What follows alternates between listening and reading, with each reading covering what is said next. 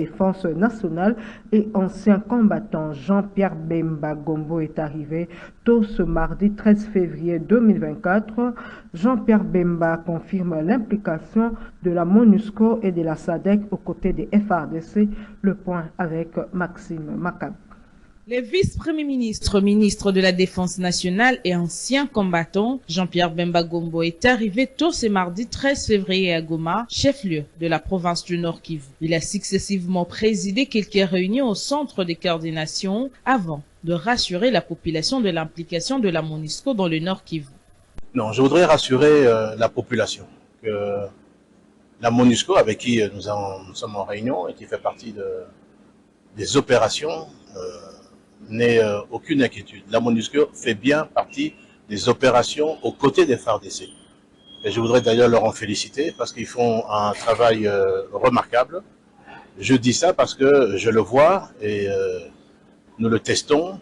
Ils sont à nos côtés et la population ne doit avoir aucune inquiétude. Il a également profité de l'occasion pour confirmer l'implication de la SADC aux côtés des FARDC. Je voudrais confirmer qu'effectivement, la SADC et les troupes de la SADC combattent aux côtés de FARDC, aux côtés de tous nos alliés, et que je vous confirme qu'effectivement les éléments de la SADC arrivent tous les jours également et ils se tiennent vraiment à nos côtés et combattent à nos côtés. C'est en l'espace des 4 jours que les vice-premiers ministres, ministre de la Défense nationale de la République démocratique du Congo, est revenu dans la ville de Goma, chef-lieu de la province du Nord Kivu. L'Afrique du Sud annonce le déploiement de 2900 militaires en RDC qui combattront au sein de la force de la SADC à l'est de la RDC. La force de défense nationale sud-africaine fera donc partie des troupes de la communauté de développement de l'Afrique australe en cours de déploiement dans l'est de la RDC. En effet, le président sud-africain Cyril Ramaphosa s'est officiellement prononcé à ce sujet, expliquant sa décision par le fait qu'il remplissait l'obligation pour son pays vis-à-vis de la SADC pour aider le gouvernement congolais à se débarrasser des groupes armés, principalement le M23. La mission de ces troupes s'étend sur un an, soit du 15 décembre 2023 au 15 décembre 2024, et devait coûter 134 millions de dollars américains. Arrivé ce mardi 13 février 2024 à Kinshasa, du président burundais Evariste Ndayishimiye va mener des consultations en sa qualité de président du mécanisme de suivi de l'accord cadre pour la paix, la sécurité et la coopération pour la RDC et la région. Nous y reviendrons. Et puis des réactions après la condamnation lundi par le Conseil de sécurité de l'ONU de l'offensive de la rébellion du M23 dans l'est de la RDC, s'inquiétant d'une escalade de la violence dans la région et appelant toutes les parties à reprendre le dialogue diplomatique. Pour l'acteur politique Timothée Lenoir, le Conseil de sécurité devait d'abord appeler le Rwanda à libérer le territoire congolais. Suivez-le au micro de Maxime Macab. Lors d'une réunion d'urgence à huis clos, les membres du Conseil de sécurité de l'ONU ont répété leur condamnation de tous les groupes armés opérant dans le pays. A déclaré au nom du Conseil à l'issue de ces consultations l'ambassadrice du Guyana Caroline et qui assure la présidence tournante. Les membres du Conseil de sécurité ont réitéré leur plein soutien à l'unité, à la souveraineté et à l'intégrité territoriale de la République démocratique du Congo. Ils ont appelé tous les acteurs à mettre fin à la violence et à respecter le droit international humanitaire. Le Conseil a appelé toutes les parties à reprendre leur dialogue diplomatique et à exprimer leur soutien à tous les efforts visant à parvenir à une cessation des hostilités, en particulier aux efforts régionaux. En réaction à ce sujet, l'acteur politique Timothée Lenoir estime que le Conseil de sécurité devrait d'abord appeler le Rwanda à quitter les sols congolais. On a beaucoup d'efforts pour être nationaliste. J'estime que le comportement du Conseil de sécurité des Nations Unies, c'est un comportement qui n'est pas vrai. C'est un comportement qui n'est pas sincère. C'est nous qui sommes attaqués. Et j'estime que par rapport aux principes de base, le Conseil de sécurité des Nations Unies doit d'abord rappeler le Rwanda à libérer la République, à sortir des terres de la République démocratique du Congo. Sans ce moment-là, nous, République démocratique du Congo, étant un État souverain, dans le cadre des respects des principes diplomatiques, on pourra se mettre autour d'une table avec le Rwanda. Mais tant que le Rwanda se trouve toujours chez nous, en train de tuer jour et nuit, dites-moi sur base de quel élément diplomatique, sur base de quel élément politique, que nous, la République démocratique du Congo, nous allons nous mettre autour d'une table et parler avec le Rwanda. À ce que je sache, la RDC n'a jamais eu de problème privé personnel avec le Rwanda. Si ce n'est que les Rwandais qui s'attaquent à la République démocratique du Congo, dont les principes connus, il y a la France, il y a les États-Unis, la Grande-Bretagne qui se cachent derrière. Ici, je parle dans le cadre du sursaut patriotique. Je parle comme un vrai nationaliste. Si aujourd'hui, le Conseil de sécurité des Nations Unies estime que nous devions nous mettre autour d'une table, ils ont tous les moyens de bord de s'imposer, afin de demander au Rwanda de vider les lieux. Une fois qu'ils vont vider les lieux, ils vont laisser l'Est d'une manière générale tranquille. Sans ce moment-là, automatiquement, dans le cadre des principes diplomatiques, nous allons nous retrouver autour d'une table pour échanger. Mais quant à ça, j'encourage la démarche de la politique ou encore du gouvernement congolais, mais plus particulièrement de la première institution chef de l'État, Félix Tshisekedi Fachi-20, de rester catégorique et que nous allons aller comme ça. Nous allons nous battre de toutes les façons. C'est notre terre, qu'il pleuve, qu'il neige. Nous finirons toujours pour être vainqueurs, pour sauver des vies qui meurent jour et nuit, enfin de servir des leçons. Autre chose, interdiction à partir de ce mardi 13 février 2024 pour les mototaxis d'accéder à la commune de la Gombe. Aussi, il est interdit tout attroupement de plus de 6 personnes dans cette commune. Il est également interdit aux vendeurs ambulants et les badauds d'opérer et d'exercer leurs activités à la Gombe. C'est ce qui ressort de la réunion de sécurité que le vice-premier ministre, ministre de l'Intérieur et Sécurité a eu ce lundi avec la police nationale congolaise. Suivez. Nous sortons d'une réunion avec le vice-premier ministre pour revoir d'une manière brève la situation sécuritaire de la ville. Et à l'issue de cette réunion, plusieurs dispositions ont été prises, notamment l'interdiction formelle de voir les motos circuler dans la ville. Toutes les motos qui seront retrouvées en ville seront d'abord saisies. Ensuite, le propriétaire ou l'utilisateur sera mis en détention. Et de deux, tous ces badauds qui ne font rien et sillonnent la ville toute la journée, jusque sur le boulevard, seront tous arrêtés et mis dans un lieu sérieux pour répondre de leurs actes. Il est strictement interdit de le voir sillonner dans la ville. Et oui, les revendeurs, évidemment. Et de trois, tout attroupement en ville est interdit. Nous ne pouvons plus avoir plus de 5-6 personnes s'attrouper en ville. C'est vraiment interdit. Donc, nous rappelons aux gens de bonne conscience et les gens qui savent écouter que plus d'un sera comme avant et que la police passe à la vitesse supérieure parce que l'acte posé pendant les 2 jours a été largement suivi à travers les réseaux sociaux et tout le monde a compris le message. Il est temps d'arrêter et puis de laisser les choses marcher normalement parce que plusieurs personnes ont droit d'être. Et au lendemain de cette décision d'interdiction des motos d'accéder au centre-ville, les réactions des concernés ne sont pas fait attendre. Jeus Bouchanga et Bob Nzamba ont rencontré quelques motocyclistes qui n'ont pas manqué de réagir.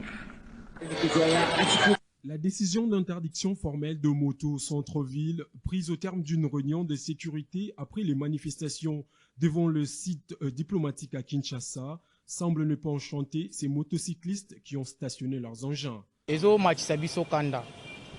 Soki to kindaki marche, to salaki marche manifestation. Ezalaki pona teke biso pona kolia na biso go bakanga biso motote. To salaki yango par rapport à keno. Mande kona biso bazo kufa na ese kuna. Tango bazo kufa wana ezana batu oyo soi-disant keno toliesaka bango tosalaka bango nyonso bavwani na Kinshasa basalaka eloko moko te baza na bambassade awa net ba États-Unis ba France banini wana baza compte baza complot baza bato basalaka keno baboma bandeko na biso tozwi ka conscience tosunga mokonzi ya mboka aza ye moko tosunga ye tozwi conscience ya kosunga ye nayebi te mabe nini biso tosali mpona kokende korevendike mpona kokende kose manifester na bambassade ya banguna ya Congo. Sont également interdits des surkilés à Gombe et le badaud qui ne font rien. Une décision qui suscite la peur du côté de vendeurs ambulants. À quoi que je bien si pas à l'état. Mais réaction est ezali netinga premièrement na kota directement car place na temi awa makanga ngai. Comme on a Pourquoi? Parce que nous avons fait une place à côté. Que nous avons fait awa, bonjour awa. Pour ça, l'État n'a pas pris sa décision, c'est normal. Tant qu'on peut à gauche, peut à droite, il va payer qu'on vive. La loi est dure, mais c'est la loi, obligée d'y s'y soumettre. L'humanité tout entière célèbre ce mardi 13 février la journée mondiale de la radio, une célébration marquant le centenaire de la radio avec un thème qui met en valeur les bienfaits de ce média qui demeure puissant malgré l'évolution de la technologie. Une fois de plus, Jeus Buchanga, Fistongale, le disent à travers cet élément. Célébrer le riche passé de la radio, sa pertinence toujours actuelle et son avenir prometteur, tel est le thème choisi par l'Organisation des Nations Unies pour l'éducation, la santé et la culture UNESCO pour marquer la journée mondiale de la radio de cette année. Proclamé en 2011 par les États membres de l'UNESCO et adopté par l'Assemblée générale des Nations Unies en 2012 comme journée internationale des Nations Unies. Le 13 février est devenu ainsi la journée mondiale de la radio. En tant que technologie, science, moyens de communication et système de programmation d'éléments audio, la radio remonte aux années 1800. Ayant franchi le cap des 100 ans, il s'agit pour cette célébration une occasion importante de commémorer les nombreuses vertus du média et sa puissance continue sur les informations, les pièces de théâtre, la musique et les sports. La dite célébration reconnaît également la valeur utilitaire actuelle qu'a la radio en tant que filet de sécurité publique, portable en cas d'urgence et de coupure de courant causées par des catastrophes naturelles et humaines. En outre, la valeur démocratique continuelle de la radio est de servir de catalyseur local pour la connectivité au sein de groupes mal desservis, y compris les populations immigrées, religieuses, minoritaires, touchées par la pauvreté. Madame Christelle Louyeye, rédacteur en chef de la RTGA. Je dirais que la radio est très importante. Je prends le cas de mon pays, qui est la RDC. Nous avons un sérieux problème d'électricité. Alors, si tu as quand même ton téléphone, parce qu'actuellement, je vois qu'on vend le téléphone avec radio, tu peux être au champ, à la maison, dans ta voiture, dans la douche, tu peux avoir ta radio. Bref, la radio est un meilleur outil de travail. Partout où tu te trouves, tu ne peux pas te donner des excuses que je n'ai pas suivi les infos. Parce que quand tu as déjà ta radio, tu mets tes casques, tu peux vraiment suivre les infos et savoir qu'est-ce qui se passe partout ailleurs dans le monde. L'avantage de la radio, je dirais c'est vraiment la même chose comme l'importance. L'avantage de la radio, c'est que tu peux l'écouter partout où tu te trouves. Le désavantage, je ne trouve pas trop. Ça dépend de la personne qui l'utilise, la manière dont vous l'utilisez. La radio est très très suivie. Malgré l'arrivée de la télévision et l'Internet, la radio a toujours su résister et s'adapter aux réalités. À ce jour, les émissions radio sont filmées et peuvent être publiées et téléchargées sur Internet.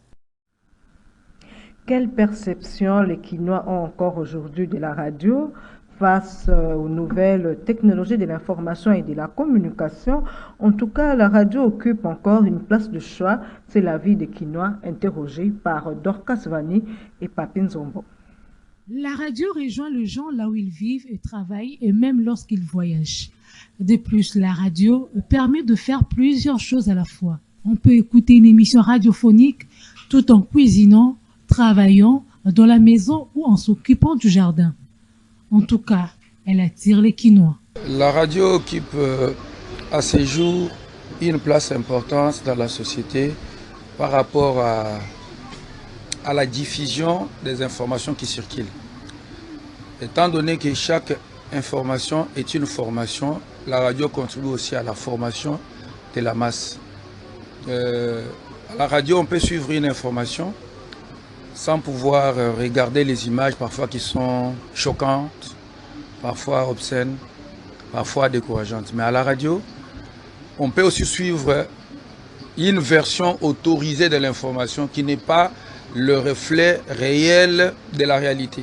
Voilà. Ce que moi je peux vous dire quant à moi, parce que je m'aimerais commencer par la comparaison. Je sais que du point de vue français, on a toujours dit que la comparaison n'est pas la raison. Mais ce que je sais est que la radio est aussi différente de la télé parce que chacun de ces deux cas utilise au moins ses propres personnes, comme je peux dire. Et en ce qui concerne la radio est très capitale pour la diffusion en direct de très bonnes informations. C'est la radio. C'est la radio automatiquement parce que c'est la radio qui nous réveille au matin. C'est la radio qui fait toutes les informations possibles avant de la... En santé, la journée internationale de l'épilepsie est célébrée ce 13 février 2024 sous le thème « Changeant le regard sur l'épilepsie ». Qu'en est-il de cette maladie? Tentative de réponse avec Gisèle Toko. L'épilepsie est une pathologie qui traverse les âges, qui reste cependant sujette à plusieurs interrogations et ombre malgré le progrès de la science. La particularité de survenir sur un cerveau en développement est à l'origine de plusieurs conséquences, dont celles cognitivo-comportementales, pouvant impacter la scolarisation de l'enfant qui en souffre. Les épilepsies sont généralement dues à des facteurs génétiques, environnementaux et métabologiques ou peuvent être causées par des lésions de cerveau, la prise de certains médicaments ou l'exposition à une toxine. L'épilepsie se manifeste habituellement durant l'enfance ou à l'adolescence ou encore après l'âge de 65 ans, plus rarement à partir de 30 ans. Chez les personnes âgées, l'augmentation des cas de troubles cardiaques et d'accidents vasculaires cérébraux accentue les risques. L'épilepsie est une maladie qui fait globalement peur dans la société. Selon les recommandations sur cette maladie neurologique, il ne faut pas tenir la langue d'une personne qui fait une crise d'épilepsie, car elle ne peut pas avaler sa langue, il ne faut donc surtout pas la tenir. Cela peut même être risqué pour vous en vous faisant mordre. Ne pas déplacer la personne au cours de la crise, sauf en cas de danger immédiat. Si les choses autour d'elle peuvent la blesser, déplacez-les. N'essayez pas de tenir la personne pour limiter ses convulsions, cela est inutile. Placez par contre un coussin ou un vêtement sous sa tête afin d'éviter qu'elle se blesse. Une fois la crise terminée, placez la personne en position latérale de sécurité sur le côté. L'épilepsie est généralement traitée avec des médicaments et dans certains cas par la chirurgie, l'emploi d'appareils spécifiques ou un changement des régimes alimentaires. Notez que le thème 2024 de la Journée internationale de l'épilepsie, célébré ce 13 février, est « Ensemble, changeons le regard sur l'épilepsie ». Et puis le chef de l'État, Félix-Antoine Tshisekedi, a reçu le lundi dans la soirée les léopards de la RDC après leur participation à la CAN Côte d'Ivoire 2023. C'est un honneur de prendre la parole au nom de toute la nation afin de vous remercier pour le bonheur apporté aux Congolais, a-t-il dit. Suivez ce reportage de la presse présidentielle. Partis en outsider à la CAN, les voilà de retour au pays, tête haute, après avoir rendu fier tout un peuple. Ceux léopards qui ont mis à terre les pharaons d'Égypte et fait vaciller le Sili national de Guinée pour finir dans le dernier carré de la prestigieuse compétition africaine, méritaient bien d'être pris dans les bras du premier de Congolais. Au-delà de belles prestations sur le terrain, Chancel Mbemba et ses coéquipiers ont également livré une bataille d'honneur, celle d'attirer l'attention du monde sur les génocides qui se commettent dans l'est de la RDC sous un silence flagrant de la communauté internationale. Vous avez été excellent, mais excellent de tous côtés, de toutes les manières. Et la manière que je vais retenir le plus ici, c'est votre geste lors de l'hymne national. Même en étant loin du pays, vous êtes restés solidaires de vos compatriotes. Ça, les Congolais ne l'oublieront jamais et ne doivent pas l'oublier. Parce que ce geste a réveillé la communauté internationale qui s'endormait vis-à-vis de cette agression barbare et injuste du Rwanda dont nous sommes victimes. Une agression qui est destinée à humilier notre pays, Fier de ses ambassadeurs, le président de la République, Félix Antoine Tshisekedi, les a congratulés et encouragés à poursuivre sur cette belle lancée. Je suis convaincu que vous allez faire encore des merveilles parce que ce qui est ma grande satisfaction, c'est de voir que l'équipe B, si on peut l'appeler ainsi, mais elle est totalement de la même valeur et n'a rien à envier à l'équipe A.